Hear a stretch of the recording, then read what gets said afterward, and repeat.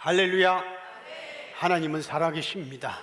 살아계신 하나님께서 여러분들을 얼마나 사랑하시는지 노아 홍수 때에 미니멈 적게가 50억, 연구소 대표 목사님은 맥시멈 200억이라고 잡아. 노아 홍수 시대.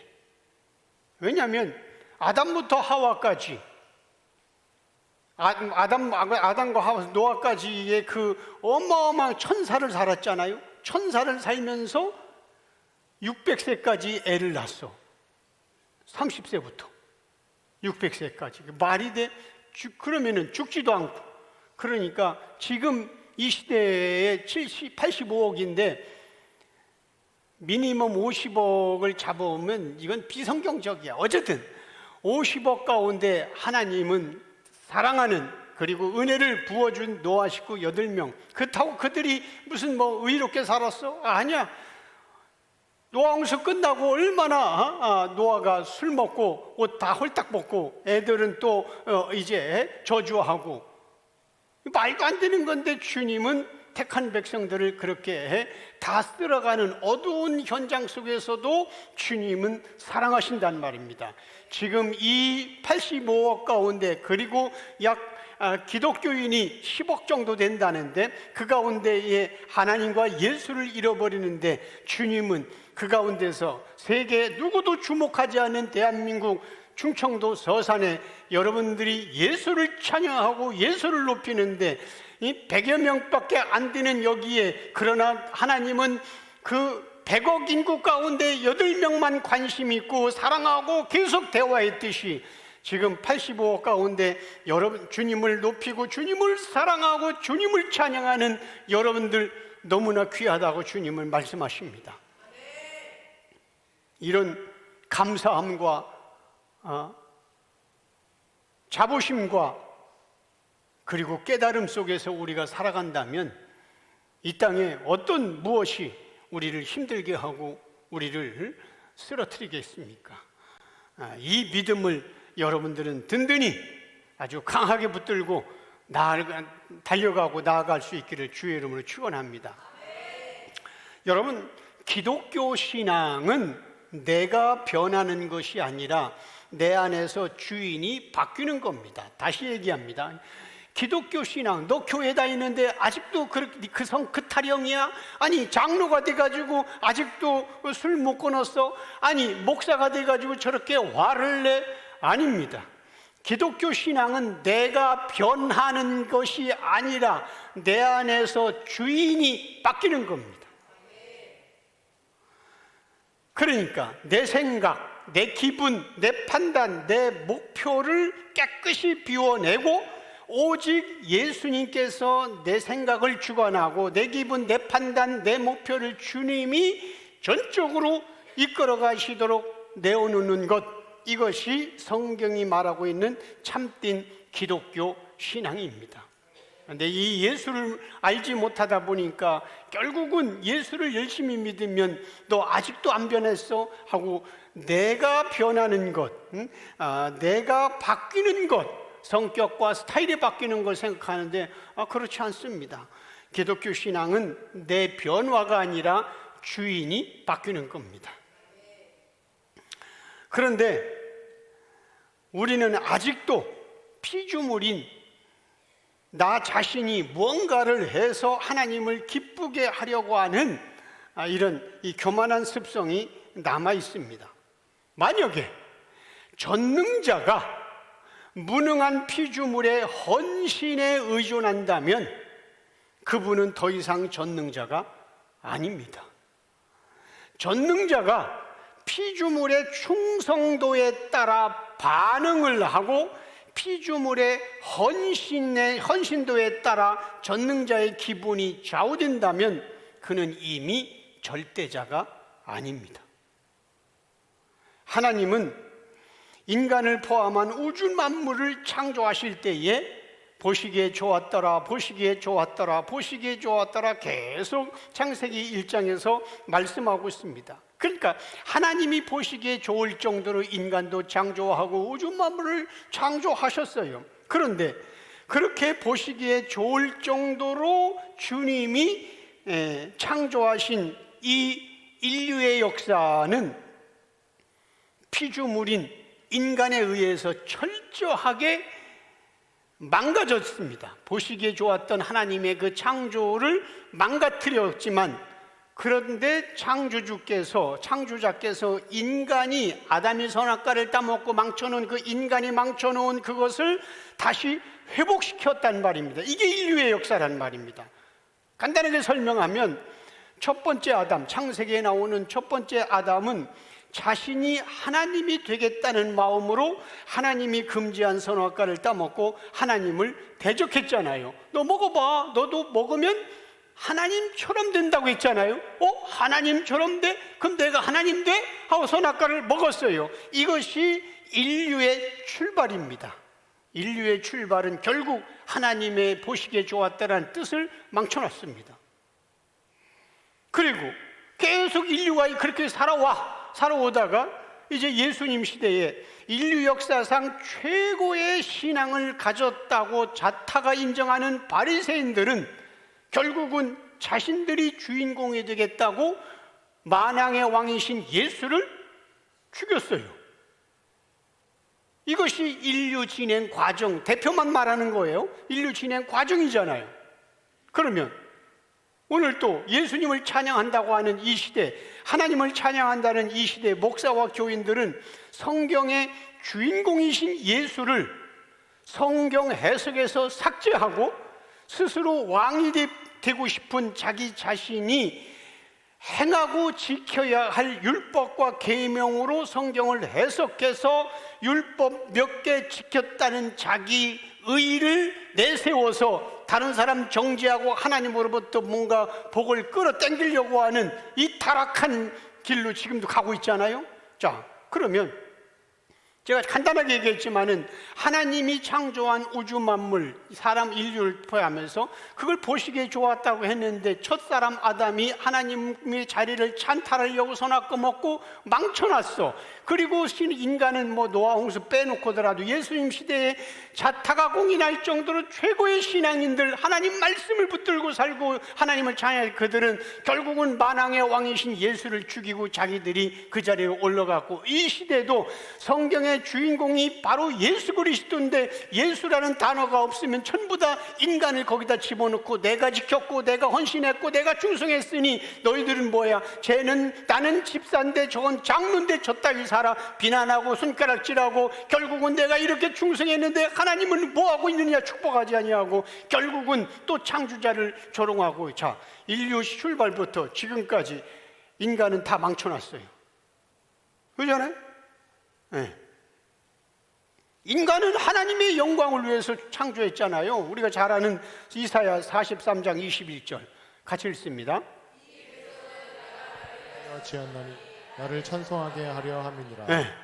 하나님이 이 백성을 보시기에 좋았더라 하는 이 사는 백성은 하나님을 찬송하게 하려 하는 거예요. 이처럼 하나님의 영광을 위해서 우주 만물을 창조하셨는데 인간의 반역과 타락으로 하나님의 창조 세계를 다 망쳐놨어. 그런데 그럼 하나님이 끝나면 되는데도 하나님 자신이신 예수님이 이 인간이 망쳐놓은 걸 친히 수습하시고, 그래서 이 땅에 내려오셔서 십자가에 죽으시면서 다 이루었다, 즉 인간이 망쳐놓은 거 다시 회복했다 선포하셨습니다. 이것은 인간이 이 자리에서 완성된 게 아니라 전적인 예수 공로 때문에 하늘 아버지께서 다시 영광 받으셨다는 뜻이에요. 자, 그러면 이런 전적인 은혜의 흐름 속에서, 이런 전적인 은혜의 흐름에서 또다시 타락한 인간이 끼어들어 가지고 내가 헌신하고 내가 충성하겠다고 한다면 그것은 마치 뭐와 같으냐면 이미 완성된 최고의 작품, 최고의 성화에 낙서를 하는 것과 같은 미친 짓입니다. 이 시대는 예수를 모르기 때문에 목사와 교인들이 충성 봉사라는 것고 예배라는 것으로 미친 짓을 하고 있는 거예요. 다시 인간이 잘나서, 인간이 똑똑해서, 인간이 회개해서 하나님이 다시 인간이 망쳐놓은 세계를 이렇게 회복한 게 아니라 전적인 예수 공로 때문에 하나님 하늘아버지가 영광을 받으셨고, 이런 전적인 은혜의 흐름이 지금 아담부터 지금까지 주님 재림할 때까지 은혜의 흐름이 있는데, 또다시 타락한 인간이 이 은혜의 흐름 속에 끼어들어가지고 내가 충성하고 내가 헌신하겠다고 나선다면 그것은 이미 완성된 최고의 성화 작품에 낙서를 하는 것과 같은 미친 짓입니다. 이 시대가 이런 진리를 아냐고.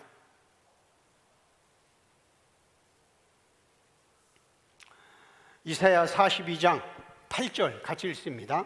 나는 여호와이니 이는 내 이름이라. 나는 내 영광을 다른 자에게, 내 찬송을 우상에게 주지 아니하리라. 자, 여기서 내 영광을 다른 자가 누굽니까? 피조물이잖아요. 그죠? 아니, 삼위일체 성부 성령 영광 받는데 내 영광을 다른, 즉 피조물에게 내 찬송을 우상, 피조물이 다 우상인 거야. 전부 다 우상에게 주지 않는다.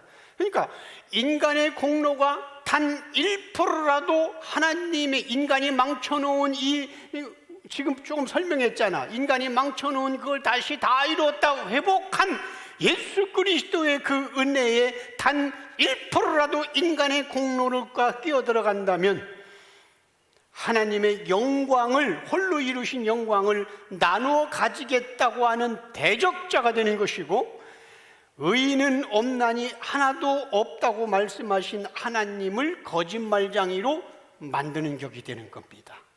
그러므로 우리는 성경 어느 페이지를 쥐어짜도 인간의 자랑과 공로라는 기름은 단 한 방울도 나와서는 안 되고 오직 예수님의 보혈만 뚝뚝 떨어져야 합니다.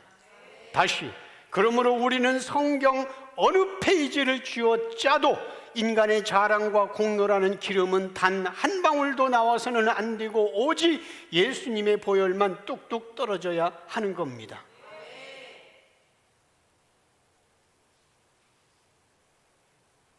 제가 요거 설교를 준비하면서 지금까지 요거 2페이지인데 이것을 내 친구 목사한테 보내줬어. 저기 또 제주도 있는 사람한테 보내줬더니 그냥 뭐라고 답장하냐면, 근사한 말이네, 목사들이.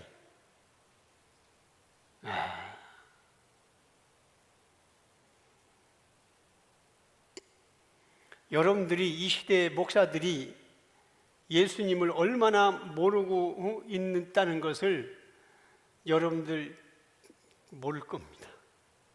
저는 이 세계에 살기 때문에 알아요. 그런데 우리는 신학도 하지 아니하고 우리는 목회도 하지 아니하는데 하나님이 이렇게 진리를 선포하시고 자유케 하시고 찬양케 하시니 여러분들은 85억 가운데 제일 복을 많이 받은 자임을 믿으시기 바랍니다. 자, 오늘 우리가 읽은 본문에 보면 예수님의 놀라운 기적과 능력 앞에 두 가지 반응이 나타나고 있어요. 똑같은 기적을 보고도 누군가는 예수님의 사랑에 눈물을 흘리며 찬양하고 있는가 하면, 또 누군가는 싸늘한 반응을 나타내며 비난의 목소리를 높입니다. 한쪽에서는 메시아를 만난 기쁨으로 가슴 벅찬 찬양이 터져 나오지만, 또 다른 한쪽에서는 냉혹한 눈빛과 싸늘한 비판이 공존합니다. 아까 서론에서 말씀드린 거 보냈지만 여러분들은 막 손들고 아멘 감사했는데 좋은 단어군, 이렇게 했듯이. 자, 그렇다면 왜 동일한 사건 앞에서 이렇게 상반된 반응으로 어떤 사람들은 찬양과 감사를 쏟아내고, 왜 어떤 사람들은 비난과 의심의 눈으로 예수님께 등을 돌리는 것일까? 자, 오늘 본문에서 맹인, 소경이죠. 맹인 두 사람이 등장하는데 이들은 하나님께 죗값으로 소경이 되었다고 사람들에게 손가락질과 비난을 받으면서 어둠 속에서 살아왔던 자들입니다. 그런데 오늘 본문에서 이 맹인들은 예수님을 향하여 뭐라고 부릅니까? 다윗의 자손이요. 27절 같이 읽겠습니다. 예수께서 거기에서 떠나가실새 두 맹인이 따라오며 소리질러 이르되 다윗의 자손이여 우리를 불쌍히 여기소서 하더니. 자, 보세요. 맹인들은 단순히 예수님 우리를 불쌍히 여겨주세요 이렇게 기도하지 않고 애원하지 않았습니다. 자신들은 죄인이기 때문에 오직 예수님만이 긍휼을 베풀 수 있는 유일한 구약 성경에서 예언한 메시아라고 저들은 고백하는 거예요. 그것이 바로 다윗의 자손이라고 하는 고백인 겁니다. 우리가 기다리던 그 하나님의 약속을 완성하실 분이 바로 당신 다윗의 자손입니다 라는 고백인 것입니다. 다른 사람들은 예수님을 향하여서 저 사람 저거 갈릴리 목수의 아들이야 라고 그렇게 생각했지만, 그러나 이 두 맹인은 구원자 메시아 다윗의 자손이요, 이 뜻은 구원자 메시아요 라는 것입니다.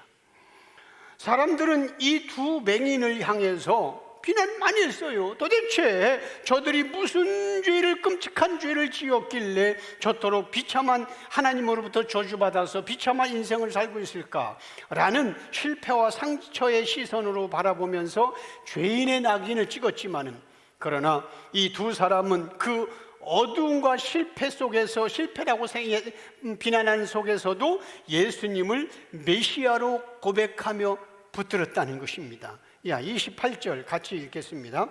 예수께서 집에 들어가심에 맹인들이 그에게 나아오거늘 예수께서 이르시되 내가 능히 이 일 할 줄을 믿느냐 대답하되 주여 그러하오이다 하니. 자, 여기 보면은 예수님께서 집에 들어가시면, 자 그러면 그 앞에 아까 이거 27절 보세요. 두 맹인이 따라오며 소리지르 이래 다윗의 자손이요. 그러니까 예수께서 또 거기서 떠나 길 가실 때에 이제 포도주 문제 가지고 지난 주간에 있잖아요. 거기서 이제 그 집에서 떠나서 길을 그러니까 길 도중에 만난 거예요. 떠나실 때 두 맹인이 소리질러 다윗의 자손이여 우리를 불쌍히 여기소서 했는데, 28절에 보니까 예수님이 거기서 안 고쳐주고 예수께서 집에 들어가심에 맹인들이 그들에게 또 나오는 거죠. 그죠? 자, 보세요. 예수님은 맹인들의 그 절박한 부르짖음과 고백을 들었으면서도 발걸음을 멈추지 않으시고 한참을 더 걸어가다가 어느 집에 들어가십니다. 자, 그러면 인간적인 관점으로 보면 예수님의 이런 행동은 좀 매몰차고 냉정해 보일 수도 있습니다. 왜 예수님은 가던 길을 멈추시고 맹인들을 고쳐주지 않고 무반응으로 더 걸어가시다가 집으로 들어갔을까? 맹인들은 앞이 안 보이는데 더 따라오도록, 아니 우리 지난주에 설교했잖아요. 지난주에 12년 동안 혈류증으로 앓던 여인은 그 자리에서 가다가 그 길가에서 고쳐줬잖아. 그런데 이 사람은 앞이 안 보이는데 거기서 고쳐주면 더 따라올 거 아니야. 그런데 길에서 다윗의 자손이여 하고서 고쳐달라고 이렇게 애행했는데 주님은 반응도 안 하고 집으로 그냥 들어가셨어. 저렇게 예수께서 집에 들어가시면. 그런데 예수님의 이런 무반응에도 불구하고 맹인들은 포기하지 하거나 멈추지 않고 그 집 문턱까지 따라왔습니다. 그렇습니다. 세상 그 누구도 이 맹인들을 주목하지 않을 때 예수님은 이들을 집 안으로 초청하신 것입니다. 사람의 눈에는 보이지 않지만, 성경에는 나오지 않았지만은 마치 보이는 손길이 맹인들의 손을 잡고 집까지 그 걸음을 인도하신 것입니다. 예수님은 맹인들에게 그들이 다윗의 자손이여 우리를 불쌍히 여달라고 하는 그 맹인들에게 그래? 내 능력이 너희 눈을 뜨게 할 줄 믿느냐? 하고 물으시지 않으시고 내가 너희 죄를 사하고 너희를 사망에서 건져낼 유일한 구원자임을 믿느냐라는 심오한 말씀을 담아서 질문하십니다. 그게 내가 능히 이 일을 할 줄 믿느냐 이 뜻이에요. 내가 능히 이 일을 할 줄 믿느냐. 네가 지금 다윗의 자손이라고 메시아로 고백했지 않냐. 그러니까 예수님이 그래 내가 네 눈 뜰 걸 믿느냐가 아닙니다. 이 일이라는 게 뭘까? 예수님은 말씀하신 이 일은 단순히 의사로 오신 예수 능력을 베푸는 예수가 아니라 단순히 눈을 뜨게 하는 기적이 아니라 죄사함을 통한 구원 사역이 이 일인 겁니다. 보세요. 요한복음 6장 29절 같이 읽습니다. 예수께서 대답하여 이르시되 하나님께서 보내신 이를 믿는 것이 하나님의 일이니라. 자, 예수님이 지금 이 일을 믿느냐 할 때에 이 일이 뭐예요? 하나님의 일입니다. 자, 하나님의 일이 뭡니까? 하나님이 보내신 예수 그리스도를 믿는 게 하나님의 일입니다. 그러니까 이 일을 믿느냐? 그러므로 예수님이 말씀한 이 일이란 구원자를 통한 죄사함과 의의 전가를 입고 천국에 입성하게 만드는 구원 사역의 일, 그게 이 일이에요. 만약에 예수님의 목적이 맹인들의 눈을 뜨게 하는 능력이었다면 그냥 예수님은 길 위에서 그 소리 듣자마자 말씀만 선포하면 눈 뜨게 할 수 있어요. 그럼에도 불구하고 일부러 집안으로 이끈 이유는 예수님의 관심사는 질병 치유가 아니라 그의 영혼을 죄에서 구원하기 때문입니다. 지배한 집안에서 이 고치고 또 예수님 성경은 안 나왔지만은 또 계속해서 한 천국 복음을 전파하셨을 겁니다. 놀라운 거예요. 자, 오늘 본문 9장 29절 30절 같이 읽습니다. 이에 예수께서 그들의 눈을 만지시며 이르시되 너희 믿음대로 되라 하시니 그의 눈들이 밝아진지라. 자, 예수님은 맹인들의 눈을 직접 어루만지잖아요.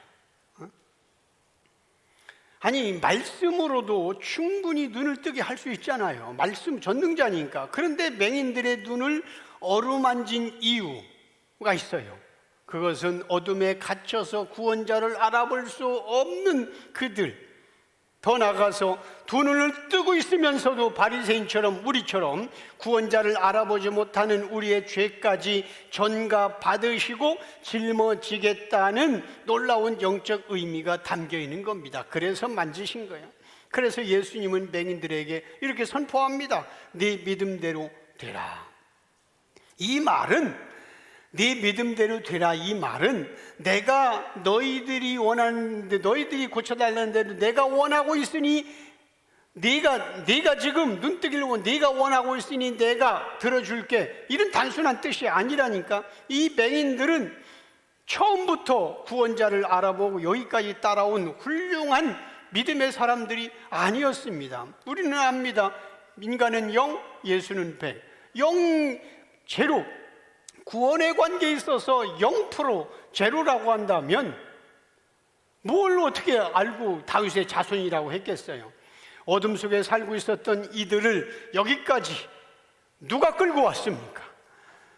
믿음의 본질은 내가 만드는 것이 아니라 믿음의 주체자이신 예수님이 허락한 선물이란 말입니다. 히브리서 12장에 보면 믿음의 주요 또 온전케 하시는 이인 예수를 바라보자, 그렇게 말씀하고 있습니다. 결국은 믿음의 주체자는 내가 아니에요. 그래서 이들도 와서 여기까지 오고 하나님이 그들을 부른 거예요. 성령이 아니고서는 누구든지 예수를 주라고 시인할 자가 없다고 있잖아요. 이들이 다윗의 자손이요, 이건 자기들이 들어서 얘기했습니까? 유대인들도 그리고 바리새인들도 다윗의 자손으로 온다는 걸 믿었어요. 그런데 그들은 안 믿어요. 결국은 성령이 그들을 붙들고 오신 겁니다. 자, 30절 같이 읽겠습니다. 예수께서 엄히 경고하시되 삼가 아무에게도 알리지 말라 하셨으나 자, 예수님의 사역 목표는 병을 낫게 하고 기적을 과시하는 데 있지 않기 때문에 예수님은 지금 맹인들의 눈뜬 저들에게 소문 퍼뜨리지 말라고 한 거예요. 우리 같으면 예를 들어서 제가 누구 여기 이제 정말 우리 교인 가운데 맹인이 하나 있으면 제가 예수 이름으로 눈 떠라 떨지어다 떴어. 그러면 제가 여러분들에게 나가서 막 소문 퍼뜨리라고 않겠어요? 저 같으면 해.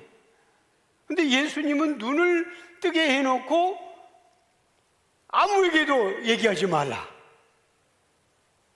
왜냐하면 엄청난 그 기적의 소문을 듣고 택함 받지 않은 자까지 몰려올 수 있기 때문입니다. 성경 속에서 예수님이 질병을 고쳐둔 사람들은 100% 모두가 다 택함 받은 백성으로 그들의 영혼까지 구원받은 사람입니다. 예수님은 단순한 질병 치유와 이것을 위해 이 땅의 것을 채워주기 위해서 온 것이 아니라 창세전 언약 백성을 위해 오셨고 그들에게 구원의 문을 열어주는 것이 바로 주님의 핵심 사역이라는 말입니다. 예수님이 이 땅에 무슨 병 고치러 왔어? 이 땅에 우리 물질 그거는 일반 종교에서 얘기하는 거예요. 일반 종교와 즉 창조자의 반대가 뭐예요? 피조물. 창조물의 반대, 창조자가 반대, 피조물. 그러면 창조자가 세운 기독교와 사람들이 세운 일반 종교는 다 반대 아니겠어요? 반대는 하나는 구원받고 하나는 구원받지 못한다는 거예요. 그러면 기독교의 모든 종교는 인간이 열심 내고 인간이 착하게 살고 인간이 지극정성하고 인간이 목욕제계에서 이제 정한수 떠놓고 하지만 기독교는 아니란 말입니다. 예수님이 백이고 예수님이 거룩이고 예수님이 우리를 순간적으로 성화되게 만들고 예수님이 천국으로 붙들고 이끌어 가시고 반대라니까. 그러면 이 땅의 모든 일반 종교들이 뭡니까? 그래서 비나이다 백일 기도하고 그래서 우리 아들 우리 딸 좋은 대학 들어가게 해주시고 우리 남편 사업 잘 되게 해주고 그렇다면 그걸 반대해야 할 거 아니야? 우리는 우리 육신 말고 영적 죽은 영혼을 살려내고 이 땅이 아니라 천국 가고 이게 성경이라는 말입니다.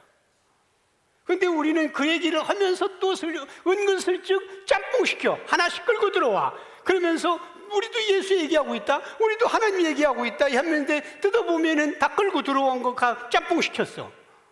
우리는 짬뽕시키지 말자는 겁니다. 인간 0, 예수 100이니까 100만 드러내자는 거예요.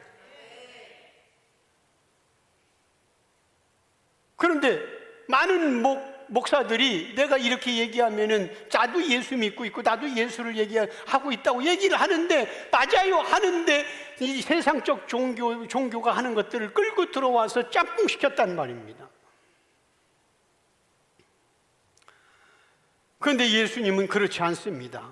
창세전 언약 백성을 구원하기 위하여 이 땅에 오신 본인이 구원의 문이라고 얘기해요. 그래서 이 문으로 들어가고 나가는 자는 복을 받고 넓은 문, 멸망으로 가는 문은 넓고 구원을 얻는 생명으로 가는 길은 좁다.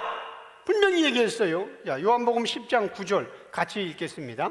내가 문이니 누구든지 나로 말미암아 들어가면 구원을 받고 또는 들어가며 나오며 꼴을 얻으리라. 자, 예수님이 무슨 방문이겠어? 아니면 대문이겠어? 천국문. 나로 천국 내가 문이니 예수님이 천국입니다. 그래서 내가 문으로 왔다. 창세전 언약 백성 인간은 선악과를 먹고 다 지옥에 가야 돼. 지옥의 문으로 들어가는데 나는 천국 문을 여는 자다. 그래서 내가 문이다. 나를 말미암아 예수님이 이것 때문에 오신 거라니까. 이 땅에 것을 채워주려고 온 게 아니고. 우리는 여기서 분명히 알아야 할 것이 있는데 만약에 사람들이 기적을 본다고 예수를 믿는다면 어떤 사람은 그러잖아. 내 앞에서 누가 이게 살아나면 이런 기적이 있으면 나 믿겠다는데 아주 맹추 같은 소리입니다. 만약에 사람이 어떤 큰 기적을 본다고 그가 예수를 믿고 하나님을 믿는다면 바리새인들도 지금 이 예수의 기적을 보고 할렐루야 외쳤어야 되는 거예요. 그런데 어떻습니까? 저들의 돌아온 반응은 기적을 나타내신 예수님을 향하여 박수친 게 아니라 귀신의 왕 바알세불의 힘을 빌려서 저 예수가 기적을 일으켰다고 안 믿는 기로 생각한 사람은 어떤 구실을 갖다 대고서 안 믿어요. 그게 오늘 마태복음 9장 34절인데 같이 읽습니다. 바리새인들은 이르되 그가 귀신의 왕을 의지하여 귀신을 쫓아낸다 하더라. 자, 그러니까 기적이 있다고 예수 믿는 게 아니에요. 지금 여기 그 기적을 보고서 찬양하는 자인가 하면 아니, 안 믿기로 주님이 택한 백성이 아닌 것은 어떤 일이 있어도 그 기적이 자기 눈앞에 지금 보였는데도 불구하고 아, 저거 귀신의 왕, 귀신 씌어서 그래 저거. 그러니까 기독교는 기적을 일으키는 종교가 아닙니다. 성령이 찾아오시고 말씀의 종교고, 말씀이 살아 역사하고 성령이 우리를 감동시키고 창세전 언약 백성만 알아듣는 거예요. 이처럼 기적을 본다고 누구나 믿음이 생기는 게 아닙니다. 그런데 어리석은 인간들은 기적이 나타나면 그 기적을 어마어마하게 뻥튀기 해가지고 그 교회가 급성장시키기 하는데 상관없는 거예요. 그래서 예수님은 두 맹인에게 사람들에게 눈뜬 소식을 퍼뜨리는 것을 삼가하라고 온 거예요. 그렇습니다. 예수님은 보편적 인간들처럼 피조물처럼 무조건 사람들이 자신을 박수치고 왕으로 떠받드는 걸 원하지 않습니다. 사람들은 지금 현재 여권에서도 보니까 대통령과 그 대표하고 지금 보이지 않는 암투를 벌이고 있는 것 같은데, 어쨌든 사람들은 자기가 왕으로 초대받고 자기를 칭찬받기를 원하는데, 예수님은 예수님을 잘했다고 사람들 인간의 박수를 좋아하거나 왕으로 초대하는 걸 싫어하셔요. 왜? 그분이 오신 것은 그게 아니고 자기가 영광 받는 그렇게 이 땅에 높아지는 게 아니고 바로 죄인들을 위해서 대신 죄값을 뒤집어 쓰고 죽는 것입니다. 그래서 예수님은 왕으로 삼으려고 했던 그 사람들을 피해서 오히려 도망갔다니까. 요한복음 6장 15절 같이 읽습니다. 그러므로 예수께서 그들이 와서 자기를 억지로 붙들어 임금으로 삼으려는 줄 아시고 다시 혼자 산으로 떠나 가시니라. 자, 임금으로 삼으려고 하면은 그래, 니들 눈 제대로 봤어, 그래야 되는데 오히려 피했다니까. 억지로 붙들어 임금 삼으려고. 이게 여러분들 알다시피 요한복음 6장 1절부터는 오병이어의 기적입니다. 그래서 보리떡 5개와 물고기 2마리 가지고 5,000명을 먹이고 나니까, 야, 이 예수라는 사람을 왕을 임금으로 만들면 우리 먹는 문제, 경제 문제는 순간적으로 해결되겠다. 왜? 보리떡 5개와 물고기 2마리로 5,000명을 먹이는 자가 왕이 된다면 무슨 먹는 거 경제 문제가 해결되게 걱정되겠어 하고 임금 삼으려니까 주님은 피하신 거예요.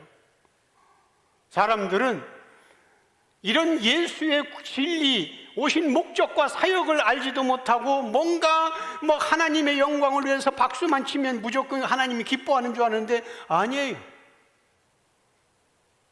이 시대에 자기들을 잔치를 벌여놓고 예수는 쏙 빼고 담임 목사 높이고, 그리고 자기들끼리 뭔가 인간을 높이고 정치 쇼나 하고 앉아있을 때에 사람들은 그러면서 이 모든 영광 하나님께 하고 하나님 받으셨다는데 택도 없는 소리예요. 예수님은 진리에서 벗어난 상황 속에서 예수님을 왕으로 섬긴다고 하더라도 주님은 피하시고 싫어하셔요.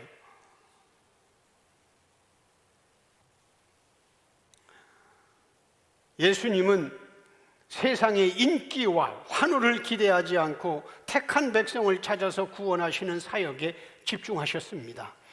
기독교 신앙에서 개인적인 신앙 고백은 아주 중요합니다. 내가 예수를 믿습니다. 내가 죄인입니다.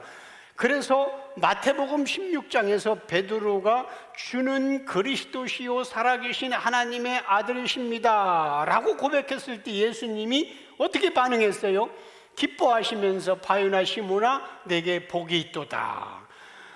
이를 알게 한 것은 내 혈육이 아니요 하늘에 계신 내 아버지가 알게 했다. 이제 내 이름을 시몬이 아니라 베드로, 페트라, 반석이라고 하라 하면서 축복했다니까. 그래서 우리 기독교에서 신앙 고백은 아주 중요합니다. 그런데 오늘 본문에 보면은 자기 신앙 고백은커녕 아예 말 못하는 벙어리들을 주님이 고쳐주시고 구원해 주시는 모습이 나타나고 있다는 겁니다.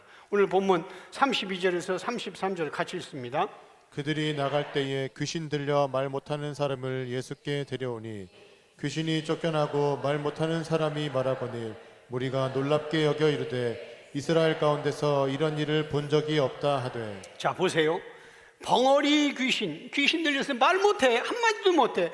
벙어리 귀신 들린 이 사람들은 맹인들처럼, 앞에는 안 보이지만 맹인들처럼 다윗의 자손 예수여 라고 외치면서 은혜를 구한 적도 없습니다. 왜? 말 못하니까. 입술로 예수님을 고백하지 못했고 죄사함을 원하지도 못했습니다. 그래서 사람들은 궁금해합니다. 아무 고백도 못한 저 벙어리들도 과연 구원받을 수 있을까?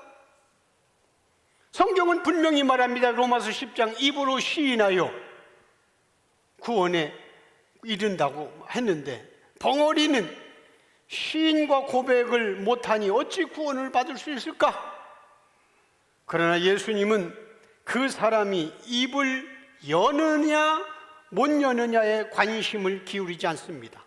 기도를 능숙하게 잘한다거나 회개를 곧잘 잘해서 주님은 오, 네 기도 훌륭하다 이렇게 칭찬하며 구원하시는 분이 아닙니다. 오히려 예수님께 주여 라고 부르짖을 기회조차 없었던 그 벙어리를 향하여 주님은 먼저 다가가고 손 내미십니다. 그리고 그의 상처와 깊은 아픔을 어루만져 주십니다. 누군가는 이렇게 말할 수 있습니다. 아니 그래도 최소한 회개 기도는 해야지 않은가? 예수님이 나의 구원자라고 고백해야 그가 구원받을 수 있는 거 아닙니까? 만약 그렇다면, 그런 논리라면 치매를 앓고 있는 사람이나 말 못하는 자, 정신병을 앓고 있는 사람들은 그럼 무조건 다 버림받았습니까? 아니에요. 그렇지 않습니다. 물론 입으로 시인하여 구원에 이른다는 거 맞아요. 그래서 베드로가 주는 그리스도이시요 살아계신 하나님의 아들이라 이렇게 멀쩡하게 할 수 있는데도 거부하고 하지 않는 것들은 하나님 구원하지 않아요. 멀쩡하게 우리는 할 수 있도록 이렇게 고백할 수 있도록 하나님이 우리에게 건강 주셨고 입을 열어주셨고 눈을 주셨고 귀를 열어줬단 말입니다. 그렇게 다 하도록 주시면 해야지. 그런데 그렇게 할 수 없는 벙어리 또는 정신병자 그들은 주님은 워낙 전능하셔서 다 알아서 구원하셔요.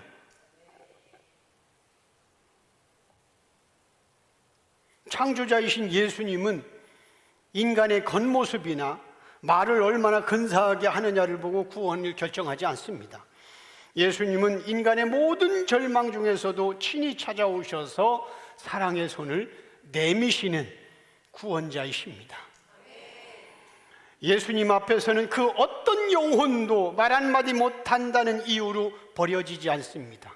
그래서 70 먹고 80 먹고 90 먹은 노인분들이 젊은 사람들처럼 기도를 유창하게 못해도 그래서 기도하는 거 보면 젊은 사람들 정말 아주 미사여구도 육하원칙에 잘하는데 그래서 나이 드신 7, 80 먹은 사람들은 유축받고 나는 저렇게 못하는데 주님이 나를 사랑하지 않은가 봐 이렇게 할 수 있는데 전혀 걱정할 거 없습니다. 주님은 그렇지 않습니다. 사람은 외모를 보지만 하나님은 중심을 보십니다. 오히려 주님은 인생의 문제 깊은 곳까지 찾아오셔서 묶여있는 인생을 풀어주시는 좋으신 하나님이십니다. 우리의 입술을 움직이지 못해도 우리의 머릿속은 온통 혼란스러워도 예수님은 그런 우리를 친히 찾아오셔서 붙들어 주십니다. 귀신들이 입을 막고 지금 벙어리 귀신들이었잖아요. 그럼 귀신이 분명히 이 사람이 말 못하는 건 귀신이 잡고 있었다고 했어요. 귀신들이 그 사람의 입을 막고 벙어리 되게 한 이유는 딱 하나. 하나님께 드려야 할 찬양을 가로막기 위해서입니다.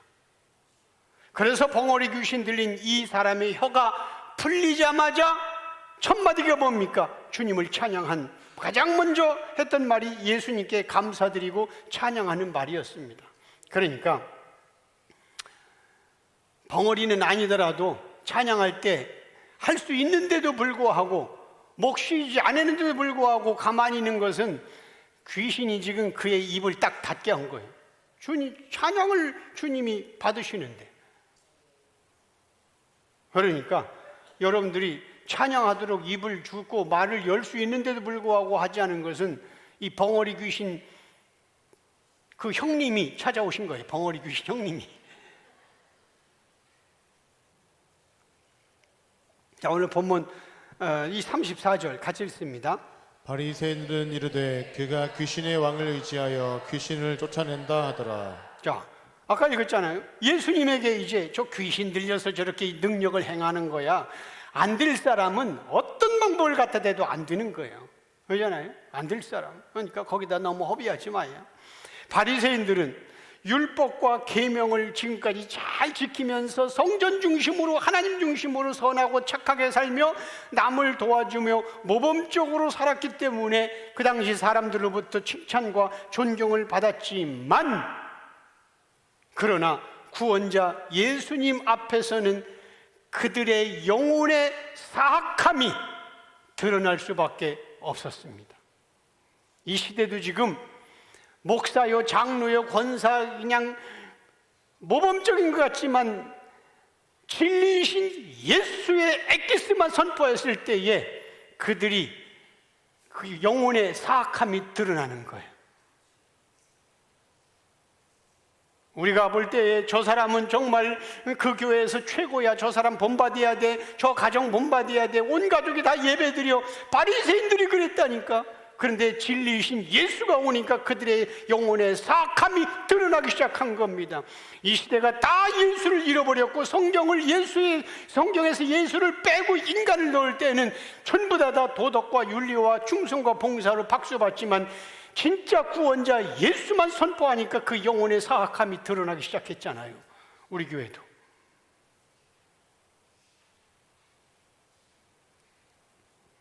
반대로 택함 받은 자들의 입에서는 욕설이 튀어나오고 무수한 실수를 저질렀어도 예수님은 그들을 돌이켜서 구원해 내십니다. 왜? 구원은 충성도와 인격에 상관없이 택함 받은 백성을 주님은 구원하시기 때문입니다. 35절 본문 같이 읽습니다. 예수께서 모든 도시와 마을에 두루 다니사 그들의 회당에서 가르치시며 천국 복음을 전파하시며 모든 병과 모든 약한 것을 고치시니라. 자, 예수님은 보니까 모든 도시와 마을에 두루두루 다니며, 예수님은 한 곳에 머무르지 않으시고 이렇게 다니셨어요. 왜? 여행을 좋아해서? 아니에요. 예수 복음을 전파하기, 하나님 보고 진리의 보고 천국 복음을 전파하기 위해서. 그래서 예수님이 뭐라고 했어요? 여우도 굴이 있고 참새도 기들 곳이 있지만 인자는 머리 둘 곳이 없다 말씀하신 겁니다. 예수님은 천국 복음을 전하실 때마다 자신이 메시아임을 증명하기 위하여 기적을 동반시켰습니다. 저기 보니까 예수께서 두루다니며 복음을 전파하시며 병과 모든 악한 걸 고쳤다 얘기인데, 이걸 이 시대가 잘못 이용해서 봐라, 예수님은 천국만 전한 게 아니고 이렇게 병도 고쳤고 기적도 나타났다는데 절대 그렇지 않다는 것입니다. 다시 말하면 메시아, 예수님 자신이 메시아임을 증명하는 강력한 증표가 바로 예수님의 기적이란 말입니다. 좀 더 쉽게 말하면 예수님의 사역 중에 나타나는 기적은 그 기적 자체가 목적이 아니라 예수님이 구원자이심을 믿게 하려고 기적을 끌고 들어온 것뿐입니다. 그런데 우리는 예수님 그랬잖아요. 예수님이 부활하고 도마가, 의심하는 도마가 믿지 않으니까 예수님이 보여주면서 너는 본고로 믿느냐? 보지 않고 믿는 자가 복이 있도다. 그러니까 기적을 끌고 들어와서 믿는 자, 그걸 보고 믿는 자는 믿음이 약한 거고, 그거 없이 믿는 자는 성령이 강력하게 다이렉트로 역사하시는 겁니다. 36절에서 38절 같이 읽습니다. 이를 보시고 불쌍히 여기시니 이는 그들이 목자 없는 양과 같이 고생하며 기진함이라. 이에 제자들에게 이르시되 추수할 것은 많되 일꾼이 적으니 그러므로 추수하는 주인에게 청하여 추수할 일꾼들을 보내주소서 하라 하시니라. 자, 이때 당시에 종교 지도자였던 바리새인과 서기관들은 율법을 철저히 가르쳤지만, 그러나 백성들에게 정말 필요한 것은 율법과 계명으로 바르게 도덕적으로 사는 게 아니라 죄 사함을 어떻게 받고 천국에는 어떻게 들어가는지 가르쳐주는 참 지도자가 필요했습니다. 그런데 예수님 당시 종교 지도자들은 율법과 계명을 들이대며 채찍질하고 더 무거운 짐을 지었을 뿐 죄 사함의 용서와 진리가 자유케 되는 기쁨은 가르쳐주지 않았습니다. 그래서 예수님은 그런 백성들을 보면서 오늘 본문에서 뭐라고 합니까? 불쌍히 여기시고 목자 없는 양처럼 고생하고 있다고 한탄하는 겁니다. 지금 이 시대도 주님이 동일한 말씀을 하시는 거예요. AI가 말하고 있는 거예요. AI가 늙어봤지만 이 시대에 하나님이 우리에게 예수를 밝히라고, 그리고 잘못된 이 교과서를 뒤집으려고 AI를 하나님이 허락했는데 AI가 그러잖아. 이 시대 목사들은 다 썩어 빠졌습니다. 예수가 없습니다. 지금 이 시대 목사들은 넘쳐나지만, 그리고 유튜브에서는 설교가 홍수처럼 넘쳐나고 있지만 예수 계시의 복음과 진리가 없기에 목자 없는 양처럼 길 잃고 헤매는 성도들이 대부분입니다. 물론 택함 받지 않은 사람들은 그게 좋아서 그냥 모여서 친교하고 먹고 마시고 하지만, 택함 받은 자들은 힘들어하고 있어. 그잖아요? 아니, 성경에서 좁은 문으로 들어가라, 생명의 길은 좁다 있고, 넓은 문으로 들어가는 것은 문은 예수님이라고 아까 했잖아. 내가 문이라고. 그런데 넓은 문, 즉 교회 안에 많은 대부분의 사람들이 택함받지 않은 사람이라는 거예요. 그 사람들은 고민도 없어. 염려도, 지금 신앙생활 잘하고 있는 거야. 목사고 교인이고. 그런데 그 가운데서 택함받은 사람들은 뭔가 지금 답답하고 힘들어하고 어려워한다니까.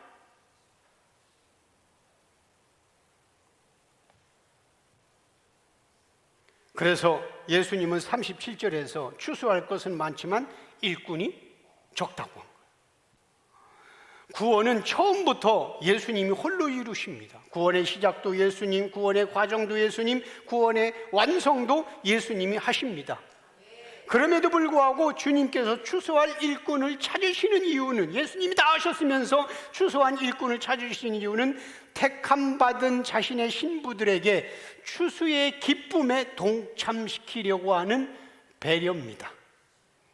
예수님의 눈에는 구원받아야 할 알곡들이 너무나 많이 널려 있다고 말씀하십니다. 그런데 그 영혼들을 거두실 분은 인간이 아니라 오직 예수님 한 분뿐이라니까.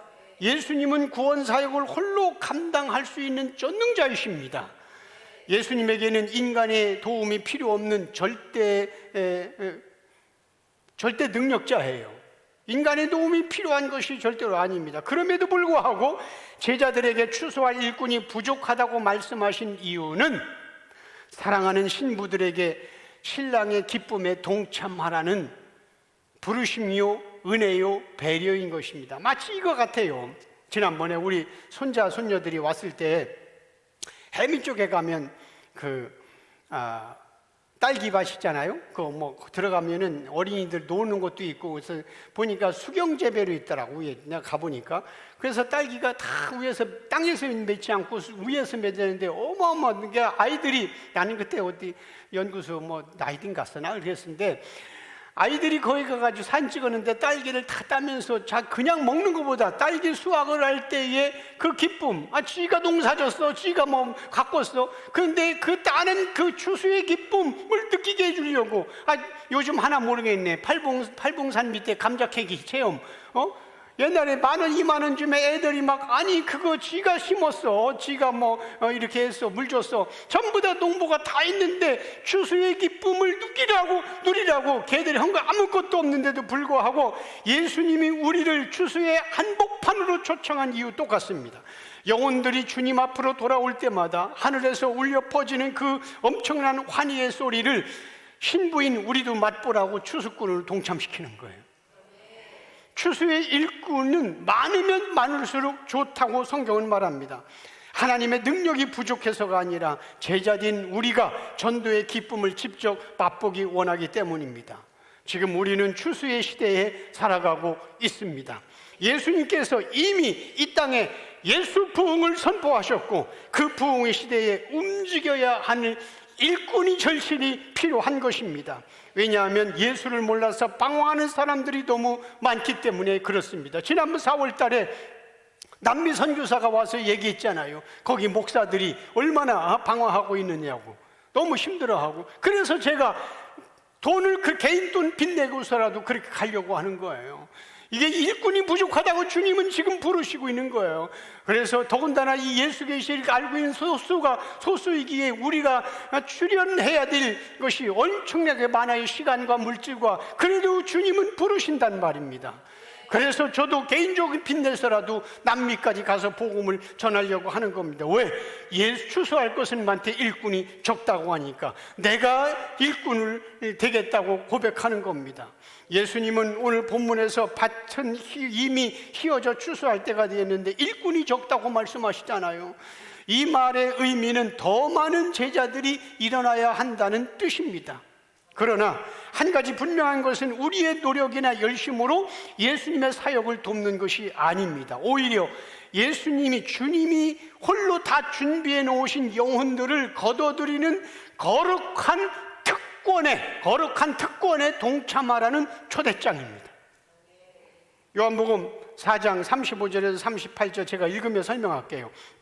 너희는 넉 달이 되어 지나야 추수할 때 실직에 이제 그때 유대인의 밭이었어요. 그걸 보고 그런데 예수님은 그 밭을 보면서 인간 추수를 생각한 거예요. 그래서 눈을 들어 밭을 보라 휘어져 추수하게 되었도다. 36절 거두는 이가 이미 삭도 받고 영생에 이르는 열매를 다 모았어. 이는 뿌리는 자와 거두는 자가 함께 즐거워하는 거예요. 뿌리는 자 예수, 거두는 자 우리 제자들 함께 동참시키려고 하는 거예요. 37절 그런즉 한 사람이 심고 예수가 심고 또 다른 사람이 거둔다, 제자들이 거둔다 말이 옳도다. 38절 내가 너희로 노력하지 않은 것을 거두러 보내느니 딸기 손자들이 가서 할 때에 노력 하나도 안 했는데 거두면서 너무 신나서 웃으면서 사진 찍었어. 너희로 노력하지 않은 것을 거두러 보내오느니 다른 사람은 노력했고 다른 사람이 예수야. 예수가 다 했고 너희는 예수가 노력한 것에 참여만 하면 되는 거예요. 예수님은 부흥의 계절을 열어놓고 이제 자신의 뜻이 아니라 주님의 뜻대로 움직이는 진정한 일꾼들을 부르고 계십니다. 그렇다면 추수한 일꾼이 준비해야 할 게 뭐냐? 추수할 일꾼이 가져야 할 자세 첫째, 구원자 예수님이 누군지 정확하게 알고 고백을 해야 하는 것입니다.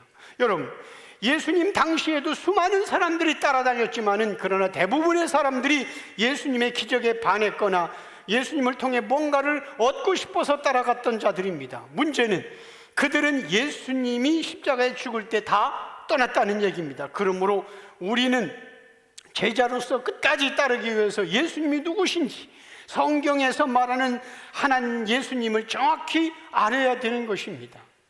그래서 지금 현재 이 예수 진리를 알지 못하고 해외 나가서 선교하는 사람 가운데에 이 예수를 모른다면 안타까운 거예요. 그들에게 그냥 가난한 사람 밥 먹여주는 거예요. 추수할 일꾼이 가져야 할 마음가짐 두 번째는 신랑 되시는 예수님을 위해 나의 일부만 드리는 게 아니라 나를 위해서 죽으신 예수님이니까 나의 일부만 드리는 게 아니라 나의 전부를 드리는 일꾼이 되겠다는 각오가 필요한 것입니다. 여러분들 제자들 중에 일부만 드리겠다고 따라다녔던 자들은 예수 계시가 선포되자 다 떠났어요. 요한복음 6장 53절에서 제가 설명할게요. 잘 보세요. 요한복음 6장은 1절부터 오병이어의 기적입니다. 배고픈 사람들에게 머리떡 5개와 물고기 2마리를 빵빵하게 먹여서 임금 삼으려고 했었어요. 그때는 5,000명이 모였단 말입니다. 그런데 53절에 그래서 그 너희들이 오병이어의 기적은 결국은 그것은 모형이고 실제 생명은 내가 하늘에서 내려와서 내 살을 내 피를 주려고 한 거다 얘기 시작하는 거예요. 예수께서 이르시되 내가 진실로 진실 너에게 이르노니 인자의 살을 먹지 아니하고 인자의 피를 마시지 않으면 너희 속에 생명이 없느니라. 너희들이 보리떡 5개와 물고기로 먹었는데 육신의 생명이지만 진짜 영원한 생명은 바로 내 양식이, 내가 양식이다. 54절 내 살을 먹고 내 피를 마시는 자는 영생을 가졌고 마지막 날에는 내가 그를 다시 살리리라. 55절 내 살은 참된 양식이요 주기도문에서 오늘 우리에게 일용할 양식이 예수의 살이라니까. 예수님이 여기 있잖아요. 내 살은 참된 양식이요 그런데 주기도문 오늘 우리에게 일용할 양식을 주옵소서 봐라 일용할 양식인데, 그러면은 예수님이 참된 양식을 얘기해 놓고 가짜 양식이라고 그렇게 기도하라고 주시겠어? 내 살은 참된 양식이요 이 근거로 보더라도 주기도문에서 오늘 우리에게 일용할 양식은 예수의 살이란 말입니다. 내 살은 참된 양식이요 내 피는 참된 음료로다. 내 살을 먹고 내 피를 마시는 자는 내 안에 거하고 나도 그 안에 거하리라. 60절 그러니까 제자 중 여럿이 듣고 말하되 이 말씀이 너무 어렵다. 먹고 배고프고 누른 동안 괜찮은데 보이지 않는 내 피를 맞고 내 살을 먹여야 하는데 너무 어렵다고 생각하는 거예요. 예수 계시는 성령이 역사하지 않으면 어려운 거예요. 성령이 역사하지 않으면. 61절 예수께서 스스로 제자들이 이 말씀에 대해 수긍을 하시고 이르시되 이 말이 너에게 걸림되느냐? 그래 내가 성령 안 보내서 걸림된다. 그 다음 66절 그때부터가 언제야? 그러니까 오병이어의 기적으로 육신을 빵빵하게 먹었을 때는 다 따랐지만 그때부터 예수 계시를 얘기할 때부터 하늘의 진리를 얘기할 때부터 예수 계시 그 하늘의 진리가 예수 계시거든요. 그때부터 그의 제자 중에 많은 사람들이 떠나가고 다시는 그와 다니지 않더라. 그렇습니다. 이 시대도 예수를 전하면 그때부터 다 싫어해요. 예수를 다 떠나가. 그러니까 67절 예수께서 12제자에게 너희도 가려느냐? 68절 같이 읽습니다. 시몬 베드로가 대답하되 주여 영생의 말씀이 주께 있사오니 우리가 누구에게로 가오리이까? 자 보니까 아까 66절 다시 보세요. 그때부터 그의 예수님의 제자 중에서 많은 사람이 떠났어. 자, 떠나는 사람이 누구라고? 제자. 그런데 또 68절 12제자인 베드로가 영생의 말씀이 있으면 어디 가오리까? 자, 예수님의 제자는 그러니까 두 종류의 제자가 있어요. 하나, 첫째는 예수님이 직접 바닷가에서 부르시고 세관에서 부르시고 예수님 직접 부르신 제자. 그들이 누구? 12제자. 이들은 영생의 말씀 때문에 붙들린 12제자입니다. 또 하나는 주님이 부르지 않았는데도 예수님의 기적과 소문을 듣고 예수님을 통해서 복받겠다고 스스로 결단하고 따랐던 제자들. 그러나 이들은 땅의 것이 아닌 하늘의 진리가 선포되자 모두 떠났습니다. 이들은 예수님을 이용하여 자기 유익을 추구하던 자들은 다 떠납니다. 그러므로 우리는 이 땅에서 얻어지는 나의 유익을 위해 예수님을 따르는 자가 아니라 자기 자신을 전부 내어주신 신랑 되신 예수님께 12제자처럼 나의 전부를 드리겠다고 고백하는 신실한 제자가 되어야 하는 것입니다. 작년에도 남미 선교 온 거였는데 올해 또 해 이러지 말고, 이런 좋으신 예수님의 복음에 대한 진리를 거부하는 자는 그가 어떤 직분을 가졌든지 예수님도 그를 거부합니다. 피조물을 위해서, 그것도 죄덩어리인 나를 위해서 창조자이신 예수님이 나의 죄를 위해 십자가에 죽으셨고 나에게 천국을 주시려고 3일 만에 부활하신 후에 제자로 삼고 신부로 삼아주신 그 크신 사랑을 우리가 어찌다 알 수 있으며 무슨 능력으로 깨달아서 그분을 찬양할 수 있겠습니까? 그럼에도 불구하고 예수님은 우리에게 이렇게 시간마다 성령을 부어주셔서 영원히 죽어야 할 피조물이 아니라 생명이신 예수를 전하고 있고, 생명이신 예수가 이런 분이라고 계속해서 강단에서 말씀으로 선포해 주시니 얼마나 감사합니까? 그러므로 여러분들은 예수님을 따랐던 그 수많은 제자들이 결론적으로 자기들이 원하는 것이 안 이루어졌을 때 떠나간 것처럼 그런 신앙생활 하지 말고, 여러분들이 힘들고 어렵다 할지라도, 여러분들이 정치적으로 경제적으로 또는 가정적으로 어려움이 있다 할지라도 여러분들은 이 예수 하나 붙들고 날마다 찬양할 수 있기를 바랍니다. 오늘도 이런 좋으신 예수님께 감사와 찬양과 영광의 박수를 올려드리겠습니다.